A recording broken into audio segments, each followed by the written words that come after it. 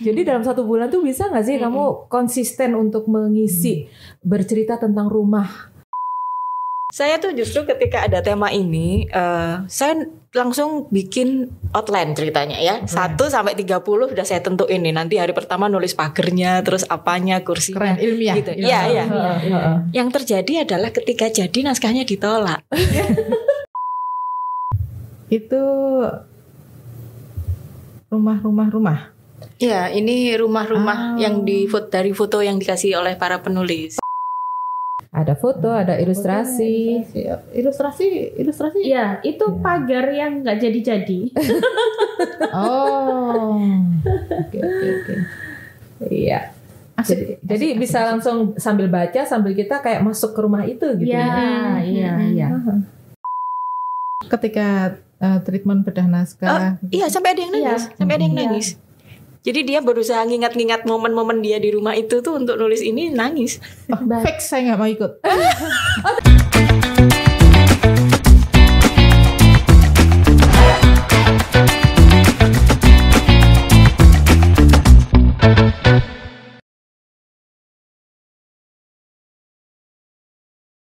Hari yang istimewa. Hari saya selalu istimewa. Karena ketika saya tampil di depan Tribuners, maka selalu ada sesuatu yang akan saya bagikan. Tentu bukan hanya dari saya, tetapi dari teman-teman yang datang di studio Harian Surya dan Tribun Jatim Network. Salam jumpa Tribuners, hari ini saya katakan istimewa karena saya memegang buku yang asik. Ini bukunya, Rumah Berdinding Kisah. Dan hari ini saya bersama 3 penulis itu sudah siap untuk berbagi bersama teman-teman. Apa yang ingin dibagikan, saya tuh manut pada penulis-penulis ini karena mereka ini senior-senior. Penulis senior yang benar-benar senior loh. Karena mereka sudah menulis lebih dari 10 buku. Oh, hebat toh? Lebih dari 10 buku. Nanti kita akan berbincang dengan Mbak Didi Cahya, dengan Mbak Windy yang ada di sebelah saya, dan dengan Mbak Dewi Purbo. Saya potong aja namanya Dewi Purbo di depannya Mbak Windy. Nah, ini kami berempat ini sedang berbicara tentang cara menggali inspirasi. Tidak gampang sih, walaupun kata orang, nunggu inspirasi, aduh jangan ditunggu inspirasi itu, inspirasi harus digali. Karena kalau ditunggu sampai kapanpun dia tidak akan mampir. Karena itu kita akan berbincang dengan 3 penulis istimewa ini, bagaimana cara mereka menggali inspirasi dan itu bisa menjadi salah satu pembelajaran bagi kita, bagi saya terutama, supaya bisa menulis dengan lancar. Baik, terima kasih kedatangannya. Sebelah saya dulu ya, Mbak Windy. Kemudian di depan saya ada Mbak Didi. Ya, Mbak Didi Cahya deh namanya ya. Kemudian ada disebut kakak atau mbak ya? Saya kok kalau saya Dewi aja.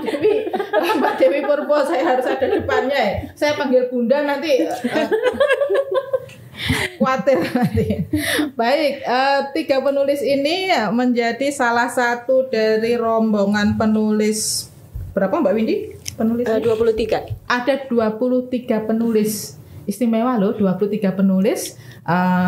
Kemudian menulis bareng. Jangan salah. Kalau bersama gerombolan penulis bernama Perlima, gerombolan ini ya, bernama Perlima ini.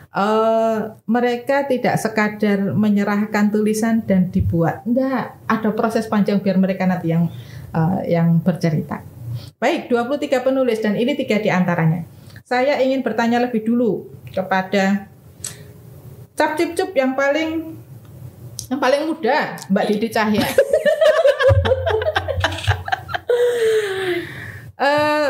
Sebentar, tadi saya mengatakan ini senior penulis ya. 3-3-nya ini senior banget kepenulisan. Mbak Didi udah punya berapa buku? Buku solo belum ada, tapi sebagai co-writer saya lupa ngitung. Terus untuk kumpulan antologi baik bersama Pat Media itu Saya juga lupa ngitung. Kalau per 5 ini baru sekali ini saya gabung. Pat media itu apa? Per 5 itu apa? Saya tadi ngomong gerombolan ya kalau saya belum tahu. Per 5 itu apa? Pat media itu apa? Jadi kalau di Pat Media itu saya kebanyakan nulis di HIIB, Hidup Ini Indah Babe. Nah itu kan ada gerombolan yang lain lagi. Di situ udah nggak kehitung juga karena memang saya dari awal buku kuning itu saya ngisi terus, kecuali yang antologi tentang ayah saya absen di situ. Nah di per 5 ini saya diajak bergabung karena saya di per 5 kan sebenarnya dewan pengawas ya, jadi waktu itu nggak ada kewajiban untuk nulis, tapi masa anggotamu pada nulis, ini dewan pengawasnya nggak ikut nulis, akhirnya nulislah saya. Dan kalau ditanya sudah berapa buku, boleh buka CV dulu nggak sih? Enggak, bukannya apa-apa, tapi kalau kerja keroyokan alhamdulillah banyak. Kalau buku solo yang benar-benar ide saya atau apa belum. Nah itu nanti ada sumber inspirasi kenapa kok belum itu nanti deh. Baik. Kalau misalnya absen di ayah, Hidup Ini Indah Bro, Hidup Ini Indah Babe. Teman-teman, Pat Media itu Iya, dia publisher. Nah, si publisher ini unik karena hobinya mengumpulkan orang-orang yang senang menulis. Betul. Tidak senang menulis pun digebuki menjadi senang menulis. Betul. Ada treatmentnya, dan treatmentnya itu terus terang menyakitkan, tetapi hasilnya istimewa. Dan biasanya udah lolos Pat Media yang sudah punya antologi, sudah punya buku ber-ISBN, gabungnya ke per 5. Per 5. Nah, Per 5 itu apa sih? Per 5 apa Mbak Windy? Per 5 itu kepanjangan dari Perempuan Penulis Padma. Jadi gara-garanya adanya per 5 ini juga dari ibu foundernya ini dari Pat Media juga, Ibu Wina itu penulis-penulis perempuan ini dikumpulin jadi satu. Nah kita ini yang dekat, yang bisa dikatakan muridnya lah ya, diajak untuk berjibaku di situ mengurus per 5. Tapi ibu founder marah loh nanti kalau dipanggil Bu Wina, kan minta kakak. Iya, kakak baik ya. Maaf ya Kak Wina. Jadi per 5 perempuan. Nggak ada yang laki kah? Gerombolan laki-laki? Nggak ada. Kalau di per 5 nggak ada. Penggembiranya banyak laki-laki, tapi kalau anggota khusus perempuan. Iya. Tapi ada Hidup Ini Indah Bro. Iya.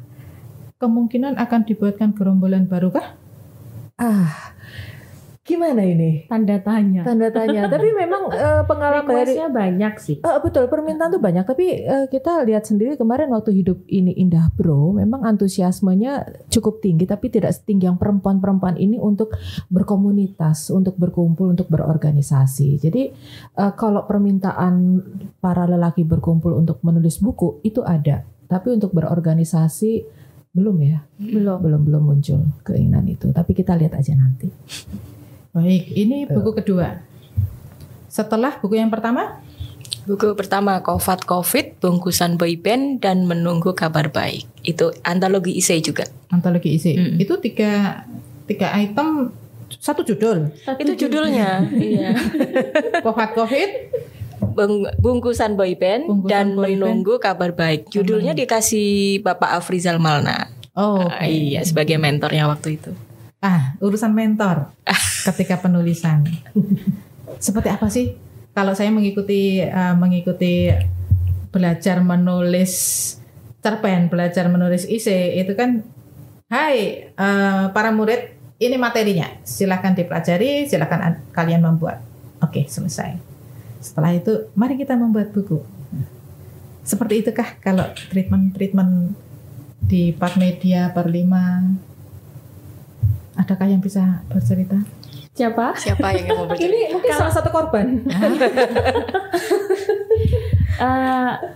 Jadi kalau dari pengalaman saya ya, ikut kelas di Pat Media itu kenapa kok saya nagih di situ? Beberapa kali saya ikut kelasnya, mentoringnya itu enak sekali gitu. Dia tidak hanya memberikan materi, tapi juga ada diskusi interaktif juga yang melibatkan, pokoknya nggak cuman dijejeli ilmu aja, tapi murid juga harus aktif untuk ada PR-nya, ada evaluasinya. Dan kemudian setelah itu tuh tetap ada semacam bukan semacam ya, kurasi. Ada kurasi. Jadi dari Bedah naskah. Kenapa? Bedah naskah. Bedah naskah. Ya, bedah naskah. Jadi dari awal sampai akhir itu kita tidak dilepaskan sendiri seperti yang pada umumnya terjadi di luar sana. Akhirnya ya nagih itu. Dan kita diajak untuk selain aktif kita bisa dekat ya dengan para mentor yang terlibat di kelas menulis itu, gitu Mbak Enda. Di Rumah Berdinding Kisah ini mentornya siapa? Mentornya siapa ya? Banyak ya. Waktu itu kita dibagi 2 pembimbingan dengan Mbak Kak Wina Bojonegoro, Kak, jangan salah sebut. sama Kak Indria Pramuapsari. Iya. Oh. Gitu. Jadi awalnya kan dari jurnal September ya. Jurnal September. Jadi Kak Wina itu kayak bikin kegiatan gitu. Ayo semuanya ikut jurnal September. Setiap hari harus posting di Facebook. Kemudian nanti siapa-siapa yang tulisan di Facebook itu lengkap dari awal sampai akhir September itu lengkap, dikurasi dan nanti akan dikumpulkan untuk dijadikan buku. Dan kemudian setelah itu dibagi 2 kelompok, yaitu salah satunya ikut salah satu kelompok Kak Ina, satunya lagi Kak Indria. Oh, Gitu. ini termasuk yang unik Mbak Endah, karena biasanya kalau kita itu kan kurasi melalui mereka mengumpulkan naskah, kurator bekerja, gitu kan. Ini enggak. Jadi memang seleksi awalnya tuh, kamu niat nggak sih nulis? Jadi dalam 1 bulan tuh bisa nggak sih kamu konsisten untuk mengisi bercerita tentang rumah, entah nanti tentang kursi di rumah itu, entah tentang apa, pokoknya tentang rumah selama 1 bulan.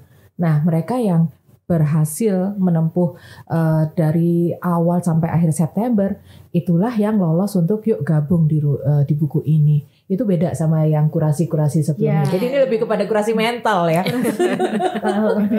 Ini seleksinya aneh gitu ya. Tapi selain itu juga dilihat dari tema yang mereka istilahnya masuk apa enggak gitu ya. Akan tema yang disediakan konsisten nggak dengan tema rumah itu. Jadi 2 ya. Panjang-panjangan nafas selama September begitu. Iya. Betul. Tapi memang nggak mudah loh ya setiap hari menulis. Iya, Nggak mudah. Yang biasa posting di Facebook aja nggak setiap hari juga posting gitu kan? Iya. Ini ya kasih tema pula. Nah, itu. Dan nggak boleh lepas dari temanya. Betul, Kebanyakan jalan-jalan juga nggak masuk. betul. Dan nggak Tulisannya. boleh bolong. Itu buku ini hasilnya. Oh, tapi buku ini berarti salah satu dari sebulan September itu kemudian dipilih 1 kah? Atau setiap orang? Dijahit. Oh, Ya, jadi diambil benang merahnya dari 30 cerita itu terus kerja lagi lah. Oh iya. Baiklah. Itu kan masih seleksi alam. Seleksi berlapis-lapis. Seleksinya berlapis-lapis buku ini. Oh, untunglah. Kenapa untunglah nggak ikut gitu.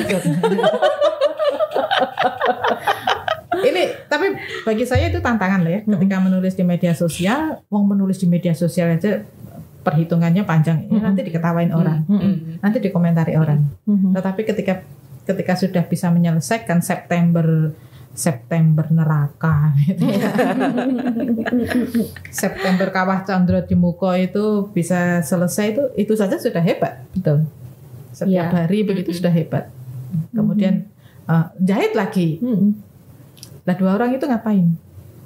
Mentornya itu. Habis jahit itu baru disetor ke 2 mentor ini, bedah naskah lah habis itu. Padahal ketika bedah revisi naskah itu revisi dan kurasi itu kan tetap tetap. Dan yang ngasih masukan kan bukan cuma 2 mentor itu, semua teman-teman ikut bergabung di Zoom ngasih masukan. Dan jangan salah, saya itu kan punya privilege. Saya juga gabung di September itu, tapi saya di situ keharusan karena saya bagian dari per-5 gitu ya. Itu saya masih harus bedah naskah loh. Naskah saya didedel-dedel loh masih. Nggak ada privilege bahwa nah, kamu ketua, kamu founder, kamu dewan pengawas, kamu ini lolos. Enggak. Tetap diadel-edel tulisannya. Kalau 30 hari September itu 30 ya. Selama 30 hari. Itu mencari inspirasi kan? Ruwet. Ya walaupun di rumah itu ada kamar mandi, ada panci borot ya, tapi kan tetap 30 hari itu harus muncul inspirasi. Bagaimana memunculkan itu kalau setiap orang itu? Silakan siapa dulu? Kalau saya inspirasi itu suka datang kayak apa ya, kayak tikus tiba-tiba nongol, tahu-tahu pergi, gitu, dikejar pergi gitu, dibiarin muncul sendiri gitu. Nah, tapi yang lebih banyak menginspirasi saya itu waktu saya duduk di depan rumah, duduk di bawah di batu di dekat rawa, ngeliatin rumah.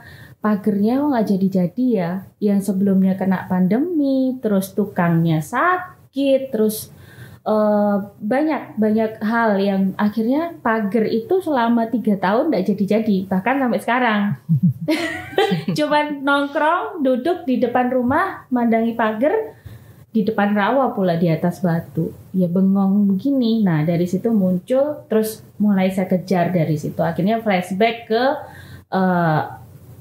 mimpi atau cita-cita saya tentang rumah sejak saya waktu SMA seperti apa sampai akhirnya sekarang seperti apa mau saya itu kayak berubah. Akhirnya jadilah cerita itu. Dari mimpi ya berarti ya? Dari mimpi. Bukan dari tikus tadi. Bukan. Jadi mimpinya yang kayak tikus muncul dikejar lari gitu. Itu sih. Mbak Windy. Nah ini saya manggilnya kok Mbak ya Kak ya harusnya. Kak ya, baiklah. Saya tuh justru ketika ada tema ini, saya langsung bikin outline ceritanya ya. 1 sampai 30 udah saya tentuin nih. Nanti hari pertama nulis pagernya, terus apanya, kursinya. Keren, ilmiah. Gitu. Iya. Yang terjadi adalah ketika jadi naskahnya ditolak. Nulis lagi saya, dan kebetulan memang saya dari kecil tuh pindah-pindah rumah Mbak Indah. Akhirnya ketika saya memutuskan kalau gitu rumah yang ini nggak bisa dipakai, saya pindah ke rumah yang satu yang memang barusan aja memang saya jual karena cerita yang panjang itu ya. Akhirnya saya abadikan di sini, malah diterima sama kakak editor. Ini aja lucu katanya gitu. Oh baiklah, yang kemarin apa, bucin katanya. Tapi kalau sudah ada outline begitu, mungkin bagi sebagian orang itu akan memudahkan ya, karena sudah ada template-nya. Paling tidak itu sudah ada langkahnya lah. Tahu besok mau nulis apa gitu loh. Pernah enggak ketika outline-nya itu harus menulis tentang genting misalnya, genting. Ternyata nggak menarik ini. Oh iya banget. Kemudian berganti. Yang ada berhenti, nggak nulis, nanti aja deh diterusin kalau nemu lagi apa yang menarik dari ini gitu. Karena kan jujur 30 topik tiap hari itu kan nggak mudah sebetulnya gitu. Kan rumah ya kadang-kadang itu aja, tapi mungkin yang menarik adalah setiap sisi rumah itu punya kenangan. Nah itu loh yang saya gali-gali, misalnya kayak ada kamar mandi, dulu pernah ada yang mengganggu di kamar mandi itu, nah itu ditulis gitu kan. Nah itu lucu, nanti pindah ke yang lain, dapur kok nggak ada bagus-bagusnya dapurnya kan kayak gitu. Banyak, jadi diturunin nulis lagi. Tapi ini apa tetap setiap ada outline disiplin? Enggak juga. Terus apa? Enggak, tapi sebagian besar akhirnya nurut gitu loh. Paling enggak di awal tuh semangat ada. Eksekusi entahlah. Kita penulis yang menganut nulis dulu, selesai belakangan. Iya, semangat di depan kan Kak ya. Akhirnya janji ditolak loh. Artinya mungkin bagi dua kurator itu ini gaya outline, ini gaya yang tidak mereka mau. Ya gitu. setelah di outline kan dijahit lagi jadi satu cerita. Yaitu yang cerita itu ditolak. Oh baiklah, aku pikir ya sudah nulis lagi tanpa outline. Tanpa outline. Ternyata lebih mengalir. Mengalir. Begitukah Mbak Didi? Saya tuh nulis karena terpaksa. Karena waktu September tuh saya nulis cuman sekali dari 30 hari itu. Karena apa sih yang menarik dari rumah? Bagi saya nggak ada yang menarik. Terus waktu itu, ayolah Di, kamu harus menulis. Besok itu deadline. Kak Wina bilang kayak gitu. Akhirnya saya nulis, oke, saya tinggal hidup tuh ada di 4 rumah dari kecil sampai dewasa. Saya malah memilih untuk nulis tentang kos-kosan. Saya bilang, kos-kosan tuh termasuk rumah nggak sih? Karena bagi saya itulah rumah yang banyak ceritanya. Karena kita kan hidup dengan banyak orang, dari banyak ini. Ya sudahlah pokoknya ditulis. Akhirnya saya tulis. Nah, kalau ditanya inspirasinya dari mana gitu, nggak dari mana-mana, karena ada kewajiban menulis. Saya itu kan penganut penulis cuan kan. Kalau nggak ada cuannya saya nggak nulis gitu loh. Termasuk di sini kan ada kewajiban, tanggung jawab moral saya untuk menulis gitu. Jadi ya sudahlah, tulis aja keseharian saya. Tapi prinsip saya, ada orang kan banyak yang gini, nggak ada yang menarik dari rumahku, nggak ada yang menarik dari kehidupanku, keseharianku, apa yang mau ditulis. Kadang-kadang memang kehidupan kita tuh nggak semenarik itu. Tapi kalau kita bisa menuangkannya dengan cara yang lebih mengalir, lucu, atau ada sarkasme di situ, jadi tulisan kok. Jadi kalau ditanya, di inspirasimu dari mana? Dari kepepet aja. Saat kepepet, ya apalagi kita pernah jadi jurnalis ya. Di saat kita nggak ada penugasan dari kantor tuh kan kamu harus tetap menulis. Nulis apa ya gitu. Jadi apa yang sama itu tadi, tikus muncul, cuman bedanya dia tikusnya lari-larian, saya tikusnya saya tangkep gitu. Jadi kalau ditanya, ya apapun itu bisa saya tulis. Karena memang apalagi kalau ada kewajiban itu tadi kan. Kewajiban. Pernah loh saya nulis tentang real estate, saya pernah juga nulis tentang web community yang itu saya sama sekali nggak tahu, nggak paham. Inspirasinya dari mana? Ya cuan, saya dibayar untuk itu. Masuk di sini karena ada kewajiban moral. Jadi inspirasinya dari mana? Keseharian kita, tulis aja deh. Urusan cuan. Benar. Membuat seperti ini, cuannya besar nggak sih? Bagi saya pribadi, cuannya itu kalau nominal tidak terlalu besar. Ya, oke lah kalau kita HPP ini kelihatan lah cuan. Tapi kalau jualan cuma 5, cuma 4 ya nggak cuan ya. Tapi lebih kepada portofolio kita. Itu more than nominal. Jadi kamu udah pernah nulis? Pernah. Mana? Itu more than cuan loh. Portofolio. Dan itu mungkin orang-orang kan mikir, ngapain sih nulis nggak laku, ngapain sih nulis nggak ini. Sekarang kartu nama kita tuh ada bukti kerja kita, termasuk di buku ini. Ini loh contoh tulisan saya. Jadi kalau saya ada klien, nggak susah-susah. Cuan kan, Mbak? Iya sih. Modal untuk cuan yang berikutnya. Modal untuk cuan, ini portofolio kita loh. Kemana-mana bawa aja. Ini loh gaya penulisan saya seperti ini. Yuk gimana? Mau bukunya saya tuliskan? Yuk berangkat MOU. Cuan. Baik. Menarik ini. Penulis cuan. Inspirasi kita ya. Iya. Jangan pernah keluarkan buku ini dari tas Anda. Iya. Modal cuan kita ya. Ini seberapa sulit sih menulis? Kan nulisnya keroyokan kan, gitu kan? Biasanya gitu. Nulisnya keroyokan gampang. 23 orang paling 5 halaman lah ini. Titik terberatnya di mana? Ketika menulis ini. Atau ketika antologi yang penuh kurasinya perasaan lebih lama daripada treatmentnya. Titik terberatnya itu ketika apa yang sudah kita tuangkan itu ditolak mentah-mentah karena tidak cocok. Jadi seperti yang Kak Windy sampaikan tadi juga saya alami juga. Jadi jurnal September dari awal sampai tanggal 30 itu tidak dipakai semua, cuman ngambil judulnya aja tapi tidak isinya. Judulnya apa? Masih bagus judulnya dipakai. Mimpi, tapi harus menulis lagi. Seperti itu. Dan titik terberat berikutnya adalah ketika sudah jadi tulisan baru, ini kurang begini. Jadi kita harus mencari lagi diksi, menjahit lagi. Seperti itu. Dan yang paling nggak enak ketika saya juga garis bawahi Mbak Didi juga, ketika itu kena deadline ini harus jadi tanggal sekian, sedangkan kita kena revisi tapi mood kita sudah ambiar. Menaikkan moodnya seperti apa? Kan berpegang dari ini harus jadi. Menaikkan mood itu karena nggak ada resep apa-apa sih selain ini tanggung jawab. Okay. Ini nilai komitmen. Mau nggak mau, suka nggak suka, selesai tanggal sekian harus selesai. Meskipun harus nangis-nangis, tiba-tiba harus bayi lagi mau tulis apa, bayi mama sudah ambiar gitu. Jadi ya itu titik terberat ketika harus menjahit itu sampai jadi. Itu sih. Ini para pemuja deadline semua. Pemuja deadline. Hidup saya dari deadline ke deadline.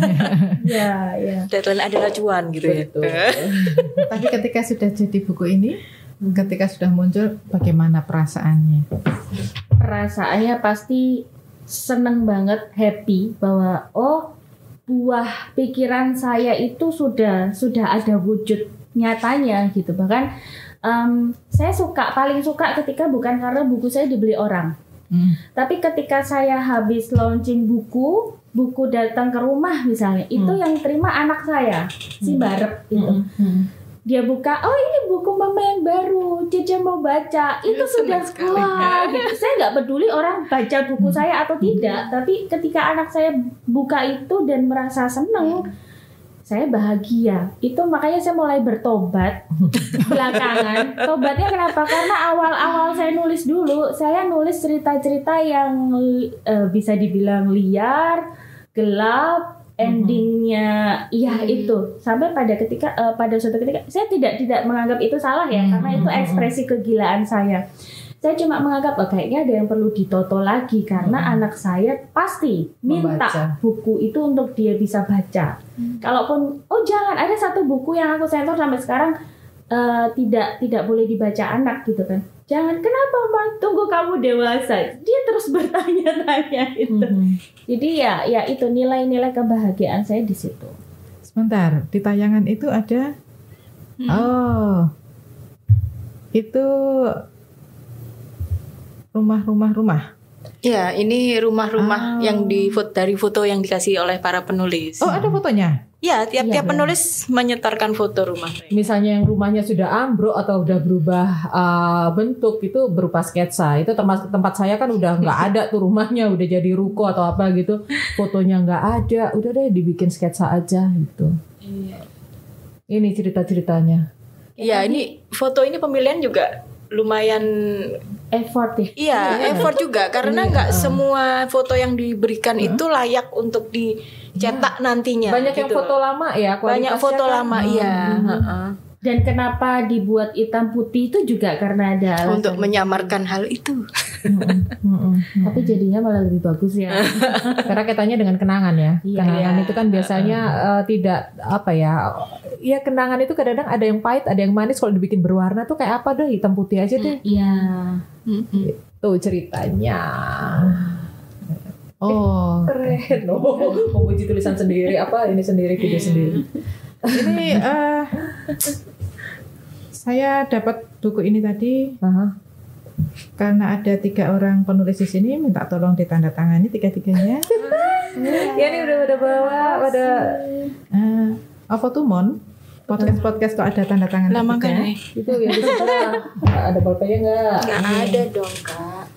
Pulpen sambil nunggu ini tanda tangan. Kalau misalnya ada orang yang saya tuh kepengin bisa menulis. Saya pernah nulis mengarang zaman saya SD, tapi sekarang saya kepengin belajar lagi. Ini caranya bagaimana caranya? Karena tiba-tiba 3 orang ada di sini, mereka sudah ikut menulis. Tiba-tiba harus menulis selama bulan September. Setelah itu ada treatment, ada kurasi jadi buku. Ya. Kalau orang yang baru pengen nulis itu harus lari kemana? Itu ke kelasnya Pat Media bisa. Kelasnya apa namanya, Win? Kelas Akademi Menulis Pat Media. Akademi Menulis Pat Media. Oke. Ini sudah batch 8 dan kebetulan batch 8 itu kelasnya dipersembahkan untuk para pemula memang. Jadi tidak ada tuntutan membuat buku di akhir. Materinya sebulan itu memang materi dasar semua. Seperti itu. Atau setiap batch itu memang dituntut membuat buku?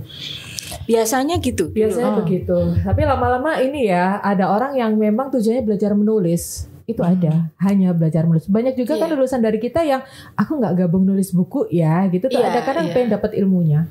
Ada.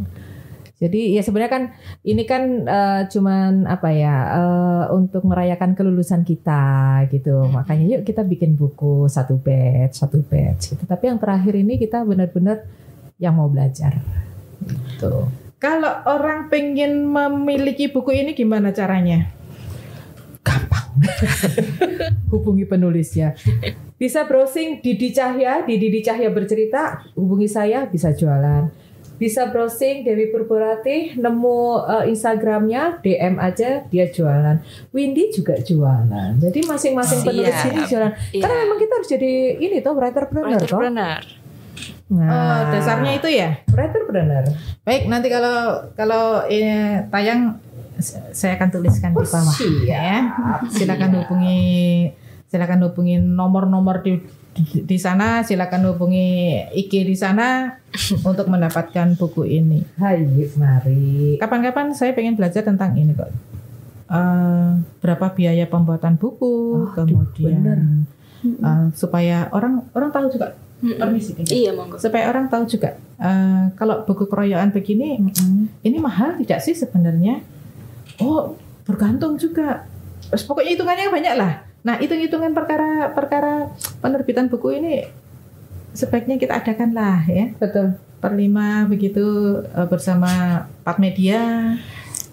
Iya, Begitu. karena sebenarnya siapapun bisa menulis dan menerbitkan buku, siapapun. Itulah, ya. Cuman tidak tahu harus kemana dan bagaimana. Bahkan katakanlah saya tidak kenal Pat Media, tidak kenal Per5, saya mau bikin buku sendiri, sebenarnya biayanya juga sebenarnya nggak terlalu yang besar daki-daki gitu. Tapi kalau kita rame-rame kayak gini kan bisa ditanggung bareng.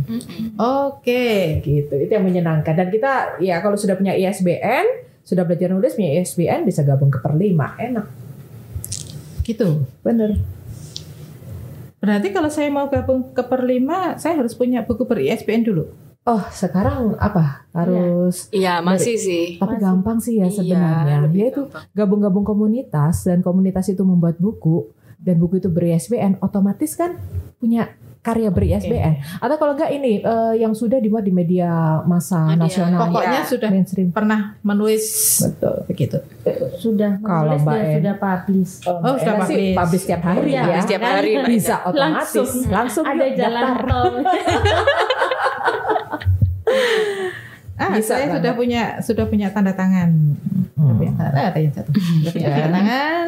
Ada foto, ada ilustrasi. Ilustrasi. Iya, itu pagar yang nggak jadi-jadi. Oh. Oke. Iya. Asik. Jadi bisa langsung sambil baca sambil kita kayak masuk ke rumah itu gitu. Iya, iya. Digiring ke situ pembacanya. Ini kisahnya tuh apa ya, heartfelt semua, jadi menyentuh gitu Mbak. Jadi masing-masing tuh ada yang pas bedah naskah aja sampai ada yang nangis waktu harus menceritakan kembali bagaimana dia menggali untuk menulis ini gitu. Iya, betul. Sampai kayak gitu.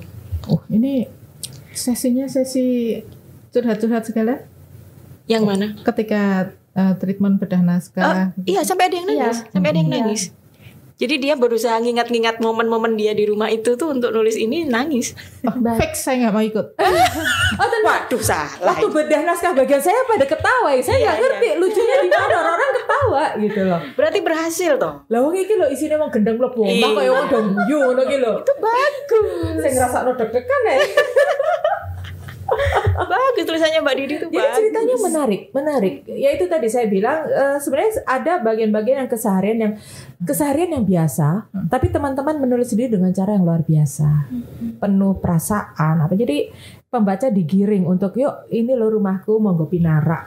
Baca buku ini rasanya seperti itu. Saya belum bisa membayangkan ya. Dibaca aja nggak usah dibayangin. Karena ada 23 penulis itu pasti 23 cerita. 23 cerita. Iya. Padahal itu jahitan dari 30 hari. 30 hari.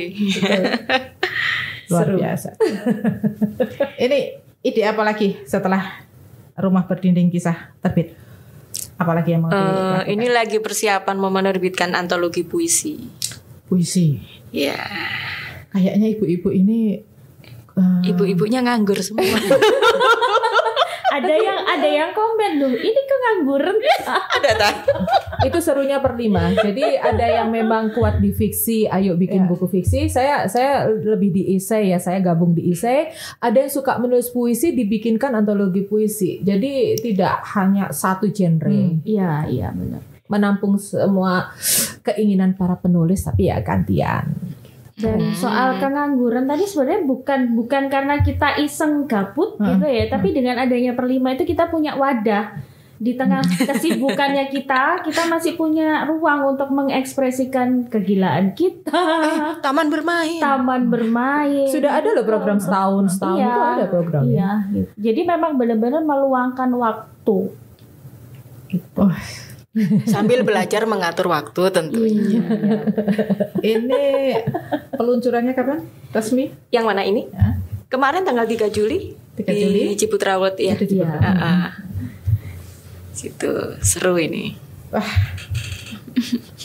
Ampun sudah. 23 ibu. 23 kakak. ibu. Kakak. 23 kakak perempuan menulis tentang rumahnya, menulis tentang segala sesuatu di sekitar rumah menjadi buku.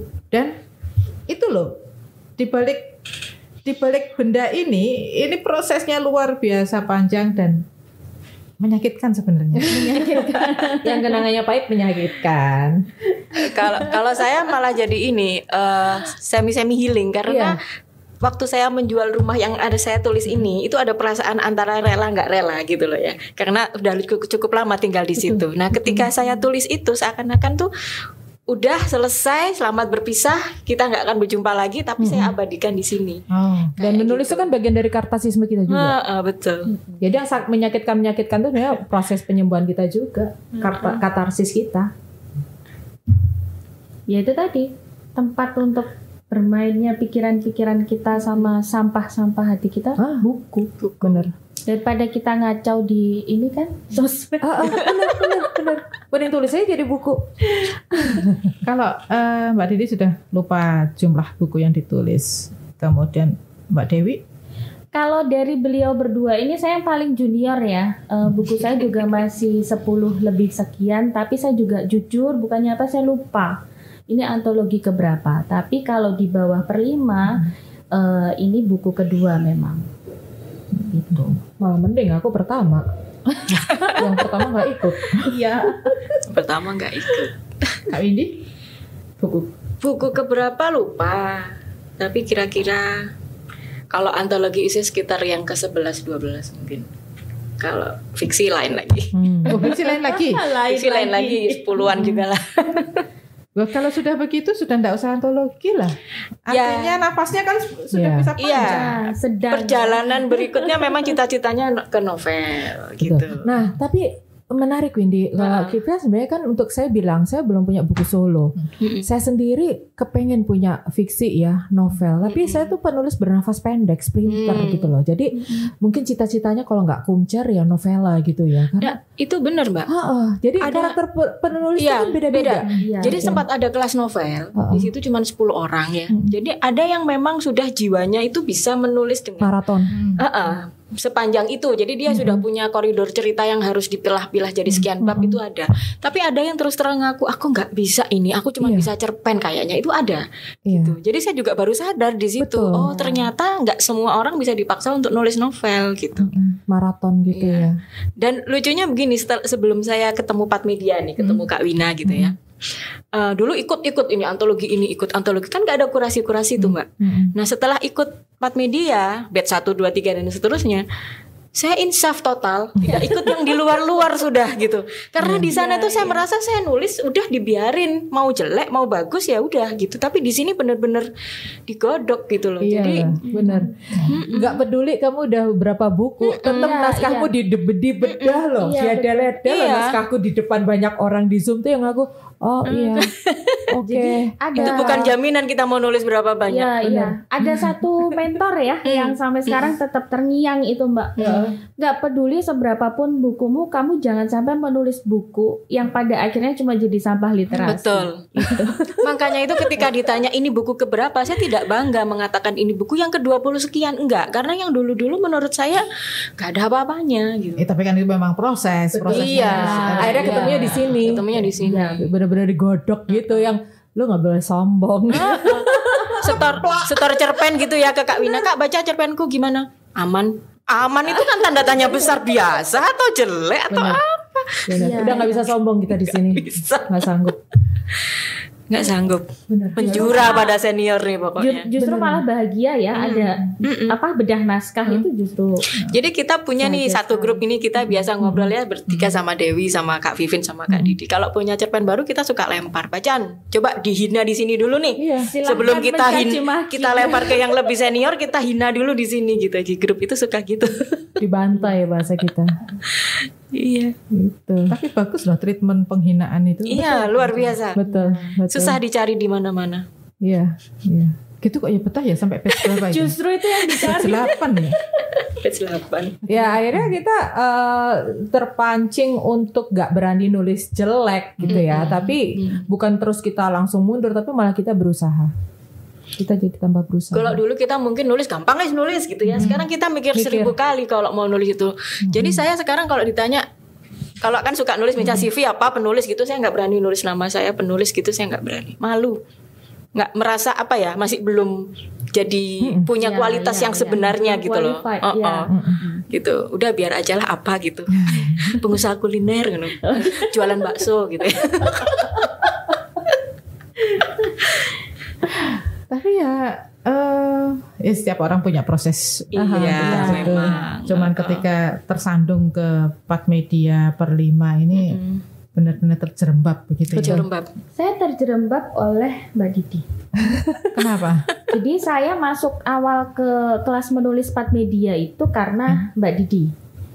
Jadi Facebook posting ya waktu itu saya habis lahiran posting ada dibuka kelas menulis di Pat Media waktu itu batch 1 ya. Saya daftar. Udah telat ya waktu itu. Tapi dan awalnya kan dirimu kontak aku karena mau privat ya. Terus akhirnya ini ada kelas nih ikut aja. Padahal aslinya cuma malas ngajar private aja dia sih. Iya. Iya. Lama-lama saya tahu gitu. Akhirnya dia terjerembab. Udah nyemplung nggak bisa mentas. Tapi Kak Dewi ini Mbak sempat ikut di beberapa antologi yang lain gitu ya, di penerbit yang lain kita barengan gitu ya waktu itu ya. Waktu itu kebetulan saya bantu untuk seleksi naskah. Saya bilang sama teman saya yang bikin antologi, ini sudahlah kamu jangan jadiin satu buku ini sama Kak Dewi, yang lain tuh kebanting. Jadi Kak Dewi ini tulisannya udah bagus gitu loh, cuman dipoles di Pat Media jadi tambah bagus gitu. Nah yang lain, yang di antologi yang lain tuh jadi pingin saya buang-buang aja. Ini kok gini sih, ini di penerbit yang lain pingin saya ajak semua ayo masuk ke Pat Media gitu. Belajar dengan benar. Ya setiap penerbit punya gaya selingkuh sendiri, punya pasar sendiri. Di sana juga mereka juga berproses kok. Cuman ya itu tadi ketika masuk ke sini ya dikaplok, ya dibanting, dicelupin, dihina, ini. Tapi setelah itu bersih clean begitu ya. Celing dan menjadi seperti ini. Ini yang istimewa. Ini belum puncak sih. Ini belum puncak karena pasti ada puncak-puncak yang lain. Asik. Gimana mau berapa jam? Mau dibikin YouTube 24 jam? Kapan hari kan ada TikTok 24 jam tuh. Ayo bikin YouTube 24 jam. Sanggup gitu ya kita ya? Enggak. Aku menulis 30 hari aja sanggup loh. Baik. Saya masih punya tabungan lagi kok. Nanti ada tayangan lagi, ada podcast lagi ngobrol tentang topiknya beda lagi sih. Masih tetap buku ini, karena akan ada banyak yang bisa digali, ada banyak yang bisa kita pelajari. Bagaimana menggali inspirasi. Ya setiap orang berbeda-beda sih, tapi dari tiga narasumber ini munculnya bisa kita tangkep lah si inspirasi itu, tapi jangan menunggu. Nah menunggu itu loh sampai subuh itu ya nggak ada yang lewat terus gimana? Nggak bakal jadi tulisan. Baik, terima kasih Kak Didi, terima kasih Kak Dewi, terima kasih Kak Windy, terima kasih. Sama-sama. Istimewa banget sudah datang di sini. Ini bagian kecil dari 23 penulis, 23 orang yang terjerembab masuk ke komunitas yang benar-benar asik ini sebenarnya. Silakan kalau ada teman-teman yang ingin bergabung, nanti akan saya tuliskan di bawah ya. Silakan menghubungi mereka di sana. Kita akan sama-sama belajar. pahit sih belajar. Seperti kata mereka bertiga pahit, tetapi itu proses. Ketika proses itu sudah dilewati, nah itu tadi seperti Kak Windy bilang, cerpen Kak Dewi ketika masuk ke antologi yang lain, itu sudah kelihatan bedanya. Nah, baiklah, terima kasih banyak kebersamaan ini bertiga. Kemudian terima kasih juga sudah menyaksikan kami. Pasti akan bertemu lagi, masih berbicara tentang buku ini dengan topik yang berbeda. Sampai jumpa. Terima kasih. Terima kasih. Terima kasih.